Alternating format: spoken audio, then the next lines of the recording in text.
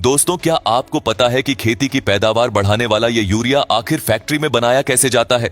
दोस्तों, वैसे तो एटमॉस्फेयर में 1% नाइट्रोजन होता है, लेकिन प्लांट्स को ग्रो करने के लिए हमें और ज्यादा नाइट्रोजन की जरूरत पड़ती है, जो जड़ों के रास्ते से हमारे पेड़ों में जाता है। और इसी जरूरत को पूरा करने के लिए हमें फर्टिलाइजर की जरूरत पड़ती है। इसलिए खेती को और बेहतर बनाने के लिए यूरिया बनाया गया है। तो दोस्तों, चलिए वो काम कैसे करता है आज हम देखते हैं। जब यूरिया को खेत में डाला जाता है तब मिट्टी नाइट्रोजन देती है, लेकिन कई लोगों के मन में यह सवाल आता होगा कि यूरिया बनाने में कौन कौन सी चीजों का इस्तेमाल किया जाता है। तो चलिए जानते हैं यूरिया बनाने की पूरी प्रोसेस के बारे में। दोस्तों, इस प्रोसेस में सबसे पहले यूरिया बनाने के लिए नाइट्रोजन गैस होती है।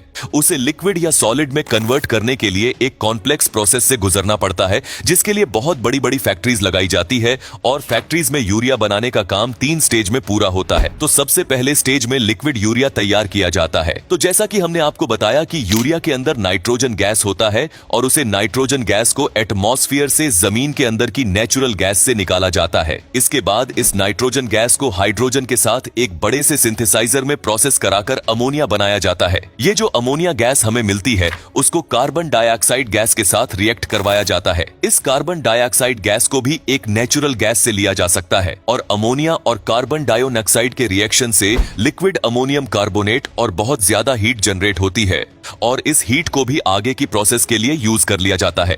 और दोस्तों, यहाँ यूरिया बनाने का पहला स्टेज खत्म होता है और सेकंड स्टेज में लिक्विड अमोनियम कार्बोनेट में और ज्यादा टेम्परेचर और करते हैं ताकि उससे पानी को अलग कर दिया जाए और जितना हो सके उतना सॉलिड अमोनियम कार्बोनेट हमें मिल पाए। और आपने कभी देखा होगा कि यूरिया बहुत ही बारीक दाने जैसा होता है। आप सोच रहे होंगे कि इतने बड़े अमाउंट में इतने छोटे छोटे दाने कैसे बनाए जाते होंगे। दरअसल इन्हें एक बड़ी सी कूलिंग टावर के अंदर बनाया जाता है और ज्यादातर टाइम ऐसा होता है। ये बड़े बड़े टावर असल में चिमनी होते हैं, जिसकी मदद से गर्म गैस ठंडी होकर एटमॉस्फेयर में छोड़ दी जाती है। क्योंकि गर्म गैसेस को गवर्नमेंट के रूल के हिसाब से नॉर्मल एनवायरनमेंट में सीधा नहीं छोड़ सकते हैं और उसको ठंडा करके एनवायरनमेंट में छोड़ना होता है। तो सेम प्रोसेस के लिए लंबी लंबी चिमनी लगाई जाती है ताकि ऊपर जाते वक्त वहां पर ठंडी होकर बाहर निकले।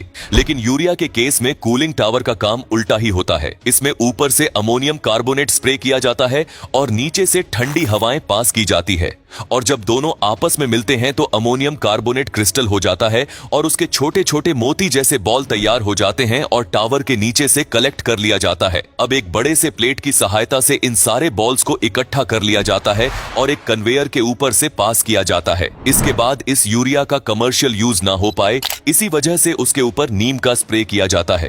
तो इससे 2 फायदे होते हैं। एक तो नीम के स्प्रे के बाद यूरिया को दूसरी किसी प्रोसेस में यूज नहीं कर सकते हैं, और दूसरा कि नीम अगर जमीन के अंदर जाता है तो जो भी खतरनाक पेड़ होते हैं जो प्लांट को खराब कर सकते हैं वो प्लांट के पास आते नहीं है। इसकी वजह से यूरिया के दाने पर नीम का स्प्रे कर दिया जाता है और फिर 5 kg का वजन करके यूरिया को पैक करके मार्केट में पहुंचाया जाता है।